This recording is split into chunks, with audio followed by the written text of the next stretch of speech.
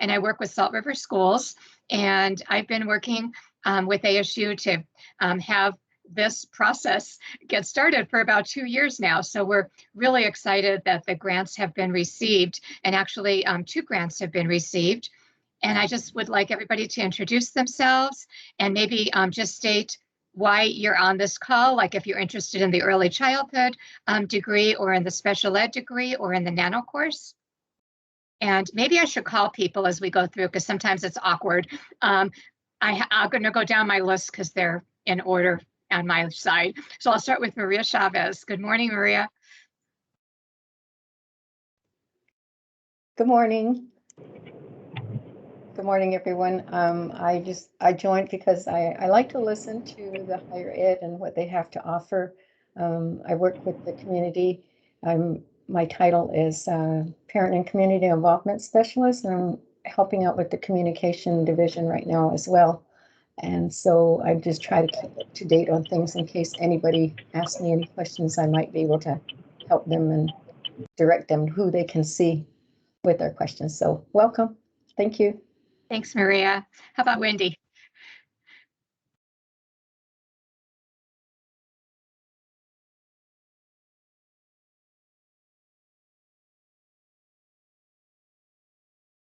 Sorry, I was trying to pull up my screens. Hi, I'm Wendy Jefferson. I also work at Salt River with the Salt River Schools. My title is Literacy Advocate. And I've been in education for so long. I got my associates, and I've actually taken ECEC courses before with my associates. I just never, unfortunately, life kicked in and never got to that complete final step of a BA. And here we are. Chris gave me the information, and it was something I was on board from the beginning, and even through the hurdles I'm experiencing, I plan to continue with it and to finish. And I thank you guys for the opportunity. Thanks, Wendy. Davina, can you go next?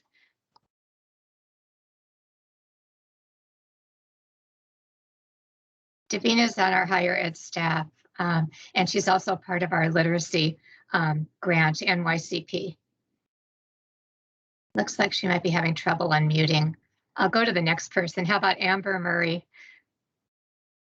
Hi, I'm Amber Murray. I work for Salt River Schools Early Childhood Education Center, and I'm a family advocate. I've been here for almost 9 years, so I do have my associates in early childhood, and I was excited for the opportunity as well to pursue a bachelor's in early childhood. This is home. This is where I want to be. So I'm really excited. So thank you very much for allowing us to, explore this, and I really look forward to graduating with ASU one day. So yeah, thank you. Thank you, Amber. And Eniola?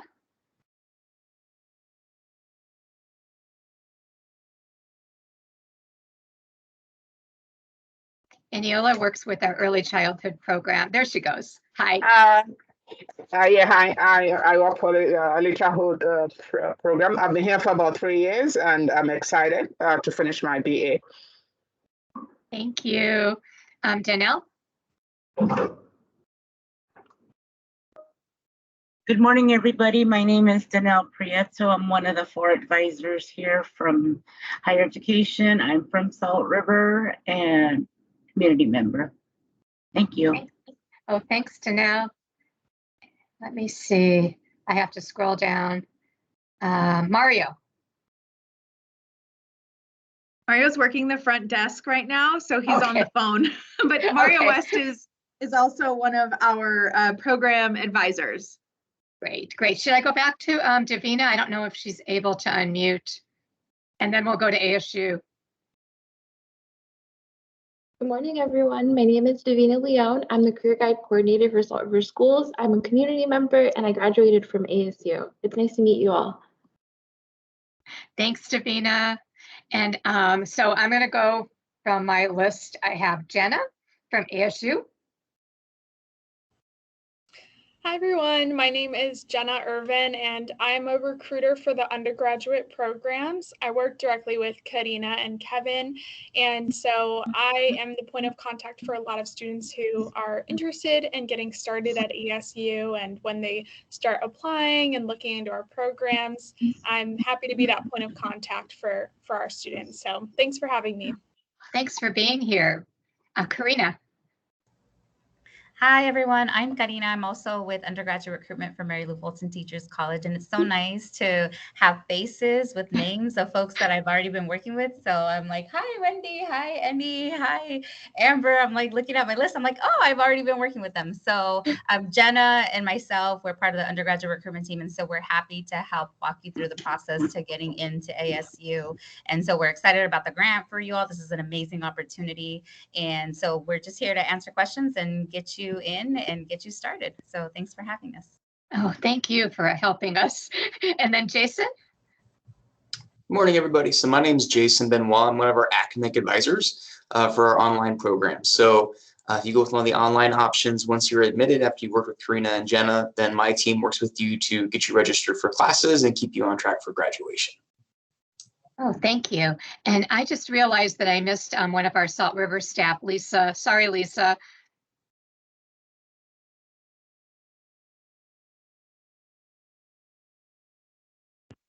Maybe Lisa. Oh, there she goes. Hi, you mean Lisa Miguel?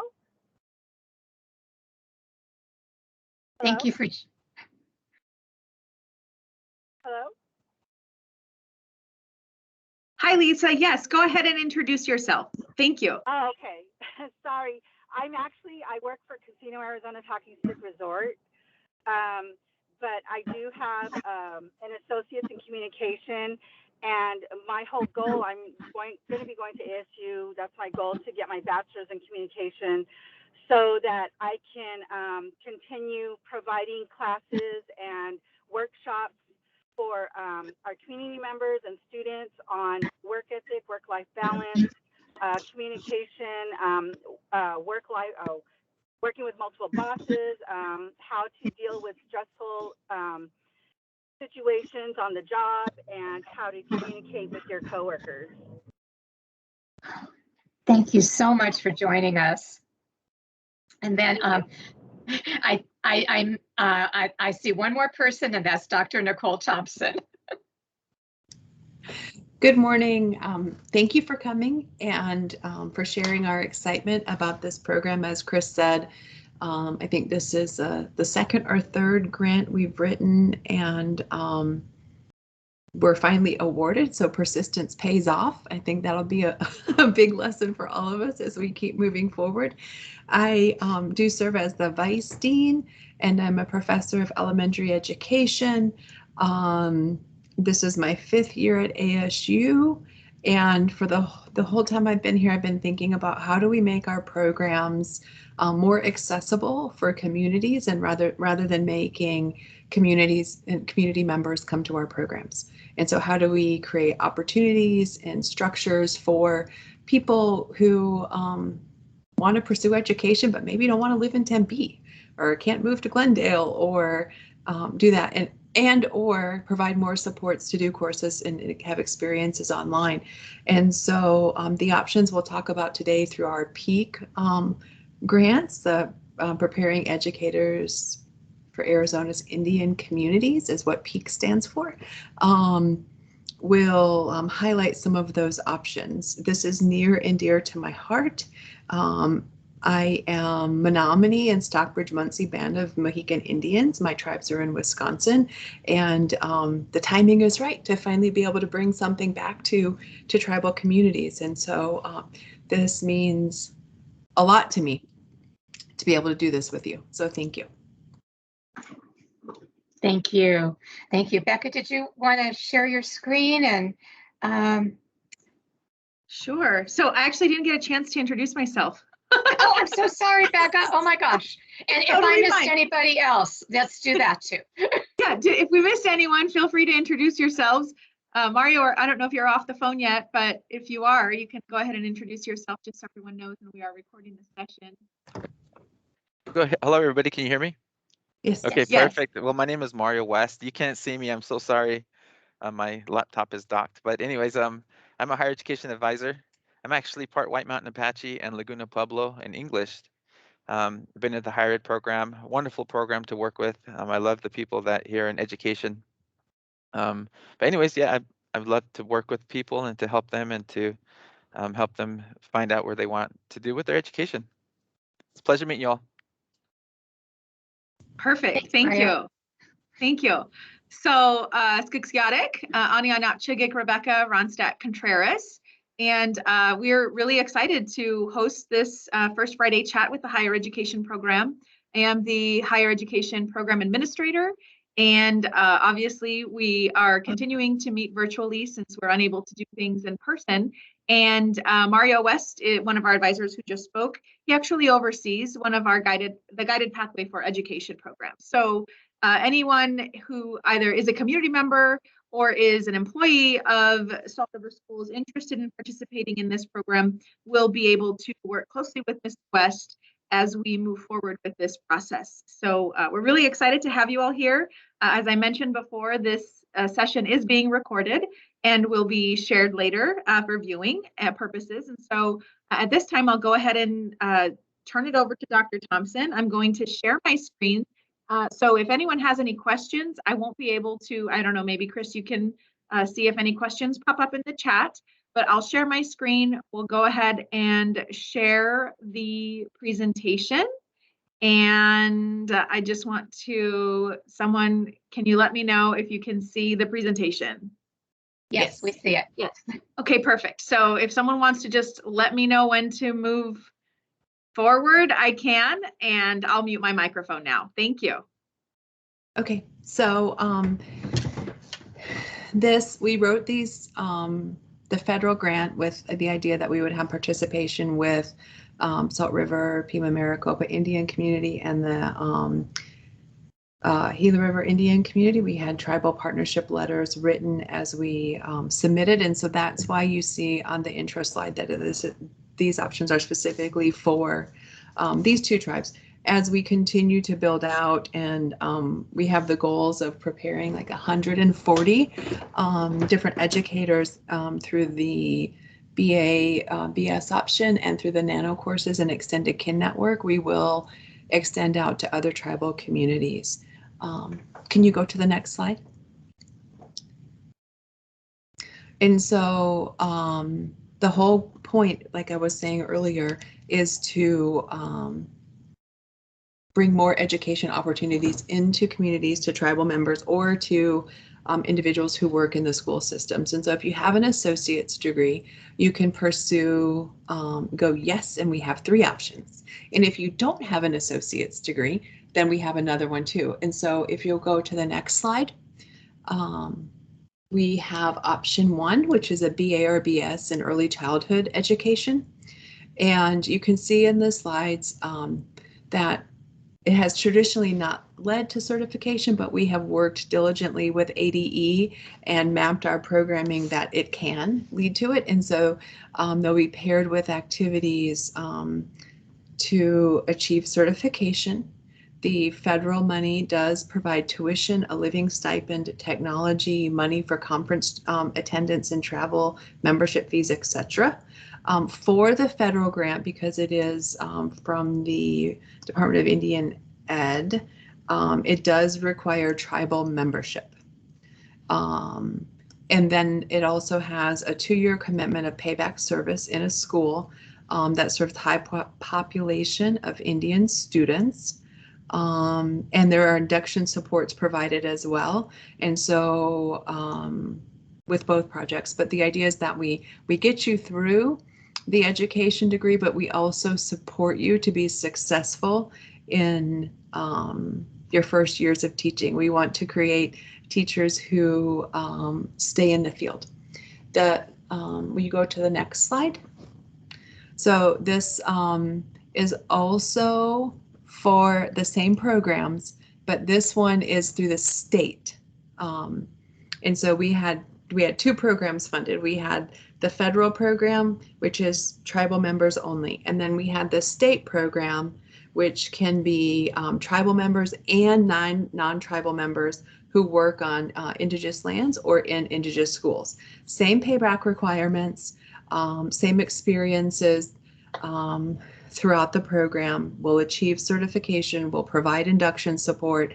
The payback service is through Arizona Teachers Academy, which I don't know if you're familiar, but it's funding from the governor's office that pays all of the tuition, but you have to agree to teach for the same number of years that you would be funded. So exact same for the federal, except this could be tribal members or non-tribal members. Next slide. So the one requirement for both of those options, though, is that you would have access to the internet for courses. That we've designed them to be 7.5 week courses, so they're like half a semester, and that way students can just take 2 at a time instead of trying to do all 4 concurrently. And so there's 2 courses and 2 courses, but you have to have internet access, and thinking about how you would complete the coursework for like 20 hours per week in them. Next slide. So this is the third option for degree earning, and this is an elementary education, special education dual certification program. You can use your existing employment to satisfy the internship and residency requirements, assuming that your employment allows you to work with children and to be interacting, teaching, monitoring, reading, doing things with children. And if it doesn't, he's not here today, but the Associate Director for the Office of Professional Experiences, John O'Brien, and I can meet with you and we can talk about different ways and structures that we can kind of put together to see how we can satisfy certification requirements and satisfy your employment needs. This option is funded by the Arizona Teachers Academy and the ADE grant. Same payback as the other 2 options that you have to teach for the same number of years you're funded. And this is also tribal members or non-tribal members. And just to clarify, all Salt River schools and I want to say GRIC, but Gila River schools and public-private K-12 do qualify for payback service. We just have to have, there are 4 in Mesa that have a high population of American Indian students as well. Next slide. These are the payback requirements laid out, but it's basically what I just said. After graduation, you have to teach in a school with a high percentage of American Indian students for the same number of years that it's been funded. The federal requirement is a little stricter in the terms of where you can go, and they have identified the qualifications, but we did confirm that all the schools do qualify.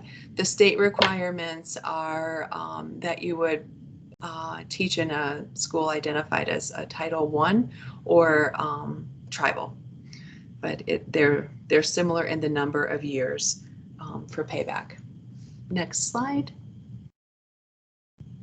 So this is our pathway without an associate's degree, and we have called them Extended Kin Network Educator Training. We have this subset of courses or learning experiences called nano courses, and they're designed to help empower and bring more intentionality into the way volunteers or community members or others work with children, and giving just some skill and idea around different pedagogical or methodological approaches to interacting. There is, like, as most of you know in early childhood, like a way to tell a story or a way to read a book and do a read aloud and things that are not necessarily natural to to use or to implement. And so we have, that's just one example, but we have a bunch of extended kin network training opportunities or nano courses. There are stipends available for completion and giving us feedback. We also want to develop more that are actually somewhat tribally focused and specific around indigenous knowledge and ways of knowing and doing and being that help align to the cultural components of each of the communities. And so that work will be coming up as part of on our side at ASU to make sure that what we continue to develop makes sense and matters for the communities. Next slide. These are some of the sample topics that are within our current training base. And there are more, but this was just kind of random, a random sampling of what we're offering. They're designed to be, they're nano courses, they're designed to be completed and smaller units of time. They can be somewhat stackable, so people could start with a certain level, set of them and then move on and get different little certifications along the way to show completion.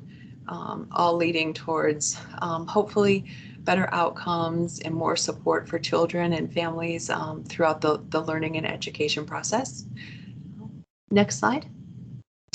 Oh, I think I just explained that. They cluster and support development, getting people ready perhaps to transition into wanting to be in an education degree or just provide more support. So we're working on how to get them as credit into our undergraduate program. We haven't quite worked all that out though. So these are the next steps that are really, really important if you're interested, and this is where Karina's team and Jason come into play, but you would apply to ASU, you would select the appropriate program, you have to complete the FAFSA and apply for aid, and then connect with advising and register.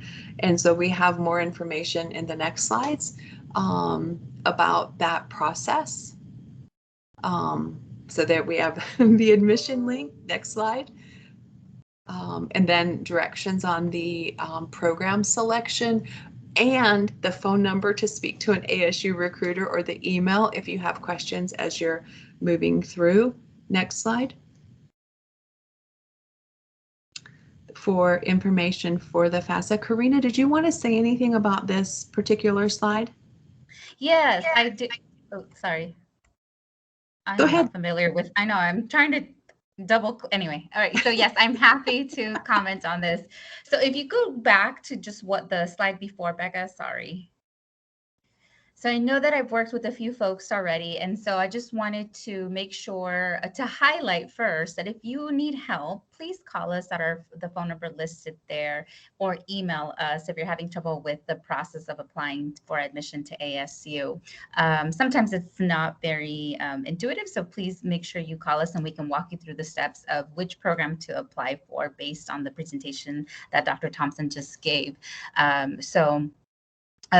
Make sure that you know if you're applying for ASU online and the specific program that you would like, which is listed here. So it would either be educational studies, early childhood studies, or applied science, early childhood studies. I know it's kind of a lot of information, so that's why I'm saying just reach out to us and we can help you and walk you through that. If you're doing option 3, it would be our dual cert, special ed and elementary education. So that's a dual cert, and you would have to choose an ASU at location. So that's what I'm saying. If that's the one you want, just connect with us and we'll walk you through the process so that it makes it a little bit easier. Next slide, please. Thank you. Okay. And so as Dr. Thompson mentioned, some of the part of the grant is if you will be utilizing the Arizona Teachers Academy Scholarship. And for some of you who don't know, and I apologize if you already know about it, but the Arizona Teachers Academy Scholarship, which we call ATA, is as Dr. Thompson stated, it's funded by the state and it comes from the governor's office, and it pays all tuition and mandatory fees. And in order to apply for that, or for the ATA, you do have to submit a FAFSA, which is the free application for federal student aid. So you do have to do that. I know this is a kind of a long website, but you can, Jenna, if you can type in the chat, just FAFSA.gov, might be a little bit easier. For the FAFSA. Now, if you are applying for admission for fall 2021, which is now, which you still can to get started in October for session B. If you're applying for admission for fall 2021 or spring 2022, please be sure that you complete the 21-22 FAFSA. It's going to be really important. If you're looking ahead and if you're going to be applying for fall 2022, then you'll have to complete the 2022-2023 FAFSA. I know that's kind of a mouthful. Now, when you're completing the FAFSA, they're going to ask you, well, what schools do you want me to send your information to? And you must select Arizona State University or look for us using the code that's on this website here, the 001081. Okay. And if you share this PowerPoint, you have our information. So anyone from my team can definitely help you. That's our recruitment line number. We're here 8 to 5, Monday through Friday. You can email us and we'll definitely connect with you. And I don't want to leave Jason out because I know that they are our partners. So as soon as we get you in, then you'll connect with someone from the advising team, which would be Jen or Jason or someone else to help you through the rest of the enrollment process. So Jason, if there's anything I left out, would you mind chiming in? And Jenna, I know you're on too, so if I left anything out, feel free to chime in as well. Yeah, no, I think you did a great job, Karina, explaining it. Once you are admitted, your My ASU page will prompt you to contact our advising office to schedule an appointment. We have a team of advisors that work with these specific programs. And in your first initial advising appointment, what we like to do is we'll go through your transcripts with you, show you how everything articulates to ASU, and give you a very specific outline of what you'll have to complete at ASU for graduation purposes. We'll get you scheduled for your first classes and really set a good foundation for you. And then throughout your time at ASU, you can connect with us for registration. Anytime you have questions, we're here to support you and get you to your goal of graduation. So anything we do to help with that, that's what we're there for.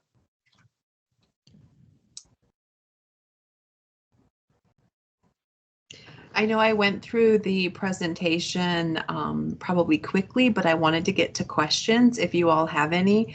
I know that we're going to share the presentation with you and that we have an amazing team of support ready to engage and answer. And so if you have any questions right now, we can take them.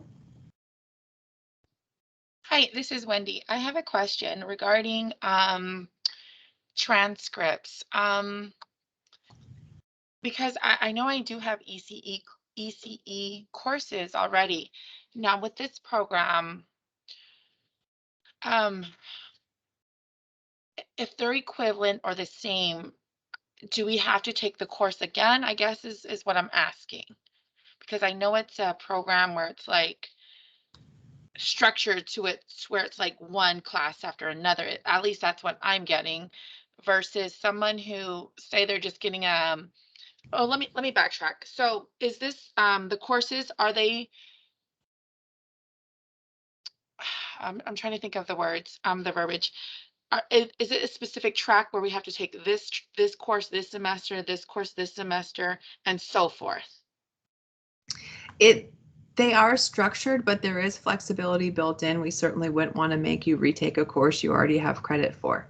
And so when your transcripts come in, they'll be evaluated to see what equates to what. And if we can give you credit, we give you credit. And so then that would give you space to either take an elective, perhaps move faster, or the courses, some of the learning experiences are sequential, but we do want to give you credit for what you have, Wendy. Got it. Okay. Amber has her hand raised. Hi, just a couple questions. So when I initially did the presentation with you, I guess I was under the impression that this would be kind of like a cohort, like we'd be going through it together. So it's more individualized. So you might not be taking the same class that one of your coworkers is taking. You'll always be on a different kind of course. Is that how I'm understanding it? Because each program is individualized to what your credits brought in. Well, we do have you moving along. Hopefully, like everybody would be starting in October or at the same time. I'm not, when we first presented, it was like on a Friday and classes started the following Thursday. Yeah. That was a bit ambitious. We tried really hard. I don't know that we got anybody actually in August courses, but we were popping all weekend trying to get like things moving, and the teams are amazing. So we would have you hopefully starting together The courses are set up to be individual, like online-based experiences. If you choose the early childhood options at this point, we could still have structured collaboration with the cohort moving through, if that's something everybody wants. But the way the program is designed, it's online at your pace. And then because we will give you credit for your previous collegiate experience, some people might not have to take everything, just depending. Yeah. And so with that, are you probably taking like 2 classes at a time through each semester? Is that typically how it's designed? Most students generally take 2 classes a session Okay. for the online programs. That's pretty standard. Okay. And then my last question is, I know it said it supported like computers and things like that. So if I'm to start school in October, I would need a computer. Yeah. So like, how does that work? I guess I'm kind of confused on the grant money. Does the grant money come to me and I manage it, or you guys are managing the grant money? And I purchase a computer, I'm renting one from you? We manage the money, and once we get you in the system, then I'm not clear on how all of this process happens, but I know there's some magic that happens in our budget office. And then we are able to process and give access to the technology and the computers and stuff. The one thing we do know with the federal program that you get to keep your computer upon program completion. We're still waiting confirmation on that from the state. And so they're considering. They haven't given us a firm yes or no. We know we provide it, but we don't know that you get to keep it just yet. So we do have the stipend. We have, like, you should have your application fees paid for. We did get that process worked out, so there's not an out-of-pocket for you right now as you're applying to ASU and doing those things. And then we will have the support of the business office to process the funding for your tuition, but the living stipend, and then the technology. But like I said, that's a magical process that happens with a different set of people. But it's all triggered through admission and acceptance and the work with Karina and Jason's teams. And most likely you have to go to ASU to pick those items up. Like, that's how that'll work. I don't know. We could probably arrange like a day where we bring it all out to everybody, something like that. Okay. But that's not been thought of yet, so I will add it to my list, Amber. Okay, thank you. Mm-hmm. Chris, did you have a question? I do. I'm thinking I'm going to change the subject kind of completely, because I do have one of our after school program staff who is interested in the nano courses. And I'm wondering how I should direct her to move forward with that, because I know that ultimately she would like to move into the bachelor's program, but she doesn't have her associate's degree yet. So I guess I'm wondering if those certifications on the nano course, they do not give any credit, right? We need to encourage her to continue to get her AA degree, and she could take the nano courses in the meantime to support her work within our schools. Yes, the nano courses are not yet built to transfer in or give credit. They're supplemental learning experiences. So yes, for degree earning, she would want to get into one of the programs. Okay, and then we'll just wait to get more information on that. Yeah. Correct. Okay, good, good. Thank you.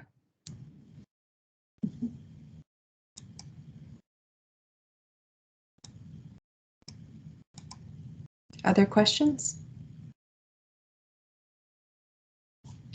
Hi, this is Wendy again. I really don't necessarily have questions, but I just think it's very helpful to share what I've experienced so far. Because I know prior to everyone coming on, me and Amber were talking about, because I feel like people are running into little glitches here and there. Like for me, I didn't know I had an ASU account at all. From my knowledge, I never even applied to ASU, but with Karina's help, come to find out I did have an account. So had Karina not picked that up, I would have created a duplicate account, which could have possibly caused like a delay for some people, I would assume, had they created a duplicate account. On top of that, I don't know what it is with my account, but I'm having just the most issues as I was trying to activate my As You Write. I was being the system was giving me your information doesn't match. Contacted the help desk. Help desk told me this is an admission, something admissions has to clear up. So um, just little things like that. I just I feel like it can be discouraging for some people because it can get frustrating. So I just think I don't know if those who are um, I guess the hesitant, I don't know if it's like those who have those issues. I understand we can reach out to people. I know Karina has been helping me. I understand that, but I can just see how it can maybe be in someone's eyes problematic and where it could be a barrier for them. So I don't know um how, like me, I'm gonna figure it out eventually, but with someone else, I don't know if a sit down because I know we talked about maybe someone coming on campus and doing a sit down.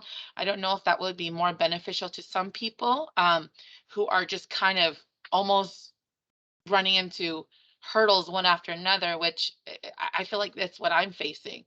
Um, so I just don't know how others will handle that situation if they'll just kind of if it will discourage them because I feel like that could be an issue for some, just kind of something I thought I'd bring to you guys' attention. If I could just, sorry, if I could just say something, and so I do completely understand, and my apologies for that. I think, and not to make any excuses, but I think you weren't the only person that was experiencing that within the grant and even outside of the grant. I think there was a glitch in the system that wasn't letting you log into your ASU Right ID, because I had other students in different situations that had the same thing. So they were going to be correcting that. So again, that's not an excuse for that, because you are right. We don't know what we don't know, and we're trying to. We have students who haven't applied or haven't applied in a while, or have different intricacies individually. So we're here to support as much as you can, and we don't want anyone to be discouraged during the process, because we're here to help, and you have resources. And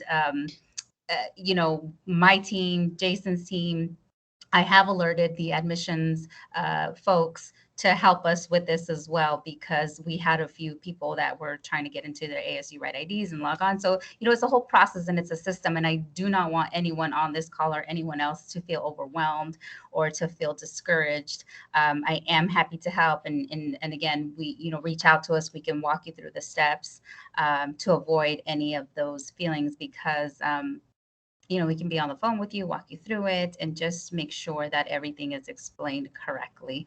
And I hope that helps a little bit moving forward. I think because again, Karina has been helping me. I think we need to also point out we figured out that the admissions portion can't be the fee can't be covered automatically, because we also found out that the application takes Karina, if you can correct me, 24 to 48 hours to populate in the system?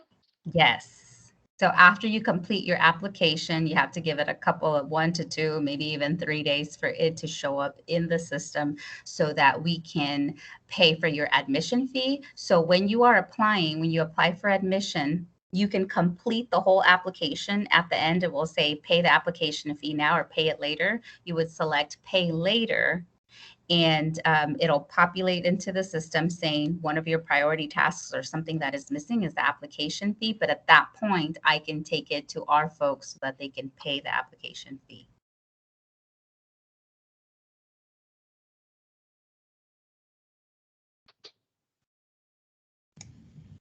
It is our intent, Wendy, to be as helpful and supportive for everybody who applies to get in, because we know it can be a struggle with the systems, and we have an amazing team ready to provide that. We just can't, and we don't know what everything is going to come. So like anticipating individual challenges, we just need people to reach out and be encouraged to persist and not give up, because we will help you. We will figure out solutions. We'll call who we need to call.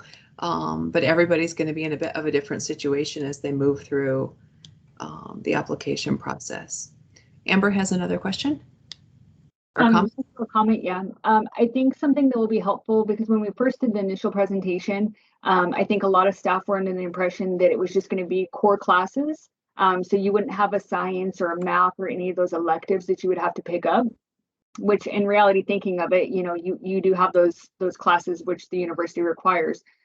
So kind of maybe explaining that too, that once your course map is developed and what credits you're transferring in, that'll kind of tell you what math you're going to have to select or what sciences you'll have to pick up, so people have a better understanding. Because through the comments that I've heard from my coworkers, is that's kind of discouraging. They didn't think they were going to have a math class, and it's going to be different for everybody. So we might not be able to taking the same math to support each other or so forth. But also just letting them know too, kind of like how the process is for ASU, that I have the ASU online orientation scheduled, and there's some things that are requirements for you guys that maybe they weren't under the impression would be part of what they needed to select. So it could be a kind of confusing when you're setting up your ASU account and where you're going to click everything and what you need to get done prior to, setting your advisor appointment or those kind of things. So maybe just helping everybody to understand ASU's process, and what we should be seeing or what we should be looking for would be helpful too.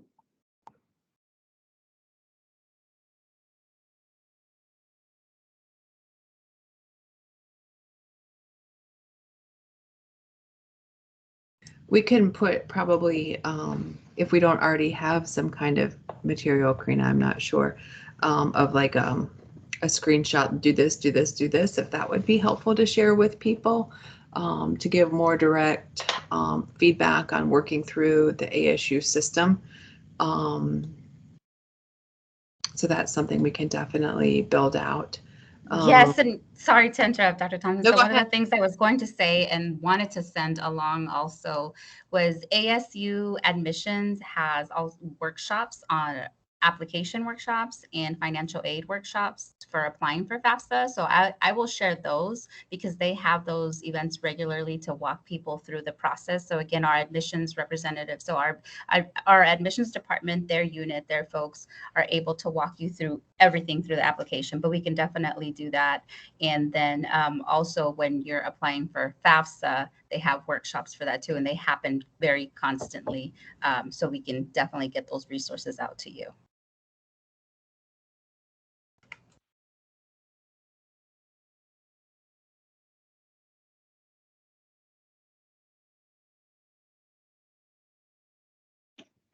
Thank you very much. I think that would be really, really helpful.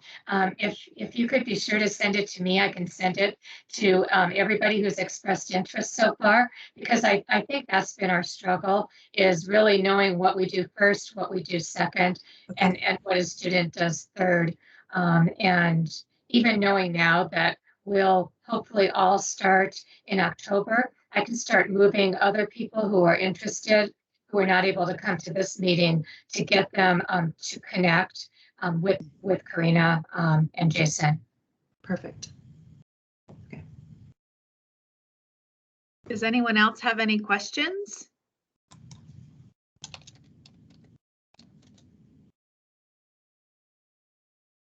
I'm seeing no questions, so I guess that brings us to the conclusion of today's Higher Education First Friday chat.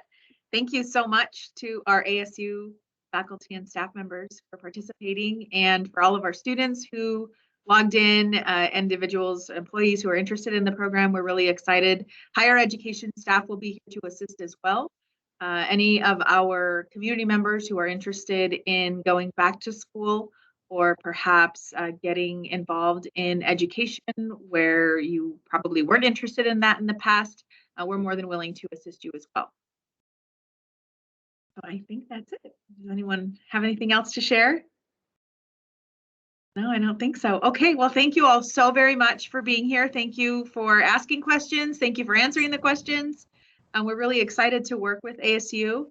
And that's it. Have a wonderful rest of your day. Have a great weekend. 3-day weekend. Thank you all so much. Bye. Thank you. Thank you, guys. Bye, everyone. Bye-bye.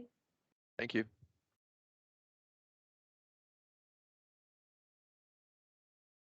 Are we leaving? I know. I